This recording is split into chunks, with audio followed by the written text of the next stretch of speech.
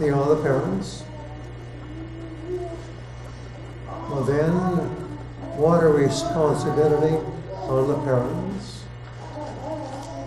And with this, I close, and the Holy Father closes. There is a desperate, and that's the right word, a desperate need for parents today of leading heroic lives so that they will be then channels of grace to their children in an extraordinary degree, because ordinary families will not survive. Only heroic families will survive the revolution to which the modern world is going. Thank you very much, Father.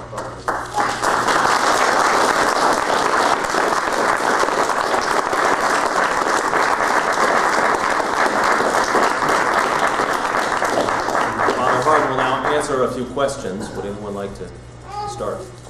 I'll put my hearing aid on. I'm not sure I'll hear you, but I'll do my best. Okay, please go. How do you know when you're heroic enough, Father? I mean, specifically Father, what? would you help? Oh, sure. Father, how will we know when we're being heroic enough in the way that you're calling us to be? Like we homeschool, but Let's say, if it hurts.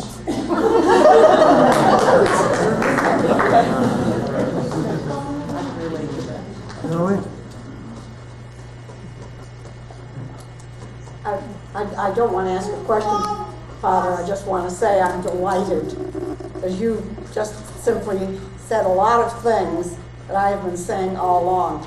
Communism is alive and well in this country, etc. Pray for me. I pray for our country every day and our families. You talk about a family being too busy to pray. How can you set a limit on the amount of activities your family does so that you can include prayer in family besides Sunday Mass? Well, limit to the amount of activities. I mean, we're always active. I mean, there's sports, there's clubs, there's all sorts of things. But how would you recommend, limiting yourself, or just giving guidelines on how to get the activities and prayer in all in one evening? What do you mean? Activities. Well, you've got dinner, you've got club, then you want to say the rosary family every night. That's hard, Father. It is hard. That's what she's saying. It's hard to get all those things in. She's saying, no, I'm not with her, but I'm familiar with the problem. I have 10 children living, and we would try to say the rosary together in the evenings, and always somebody was scurrying after a baby to get the baby back, so that at least we could keep track, and it is difficult. You do your best. In fact, see with a baby, that's prayer too. You're chasing after the baby. Well, you've got conflicting schedules. You've got one child who goes out for soccer, and then somebody else is coming in from gymnastics, and then a parent has to go off and pick up somebody else, and you've got all these schedules to deal with, and you're trying to pray too. I think the bottom line is there must be a willingness, a real desire for the family to be together. See, there are so many competitors for time and interest. Take, for example, television can steal more time from families. In fact, over the years, I don't know how many families I've told to either sell or give away the television set. So, yes, the willingness to have the family be together and realize that there's nothing more important for the, especially for the children, to be together. It was my understanding when they found the lost tribe in the Philippines or wherever it was 15 years ago or whenever it was, that they found that they were very helpful to each other and that there was no mass murder, no mass anything like we take for granted in this day and age. Yet they weren't Christian, they'd never heard of God. Well, they weren't Christian, not necessary. However, we hold that God's revelation began, of course, with the dawn of the human race. In teaching comparative religion, as I do, I teach tribal religion, Hinduism, Buddhism, and so on. And already from the dawn of human history, God revealed His truth to the whole human race. So there were truths that these people had. They then would be judged according to what they knew.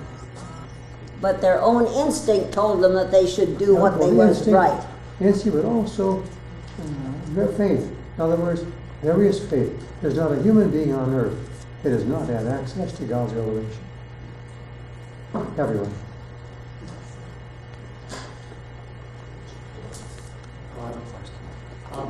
A lot of theologians have linked the abortive mentality that we have in the United States to contraception, and I'm finishing my theological training. I'm at one of the best seminaries in the United States, and yet it has not been clearly taught, even there, that by virtue of the ordinary magisterium, contraception is immoral, infallibly. Well, I have a whole section on that because the Holy Father deals with that. Well, Father, that is, it's sad. You know, when you say that it's not clearly taught that contraception is wrong, right? See, That's it's not. That's infallibly. Please? He also asked about the linkage between contraception and abortion, that it's not taught in the seminary, Oh, and that it's not linked to the anti-life mentality. pathetic. Because there would be no abortion except for contraception, historically. In other words, over the centuries, this is not just even, say, in relatively modern countries, but already way back, even before the time of Christ, as contraception was practiced, not always successfully. And when contraception did not succeed, then abortion would be resorted to. Or even where they did not have guaranteed means of contraception, they would feel more secure by practicing abortion. In other words, the two go hand in hand. And I've been telling people over the years, every contraceptive society, with no exceptions, historically becomes an abortive society. Every abortive society destroys itself. So that's CAD. Contraceptive society becomes abortive. Abortive society destroys itself. America is destroying itself. Begins with contraception, and the horror of it is that, for example, when Pope Paul VI issued Humanae Vitae in 1968, as you know, in one country after another, the bishops held conferences to pass judgment on Paul VI encyclical, including our own bishops, and about one half of the hierarchy of the world voted against the Pope, including our own American hierarchy. And Charles Curran, for 18 years, he was just teaching contraception, now let's say also an abortion, and getting away with it, until Holy Father stepped into the picture and had Charles Curran removed from the faculty.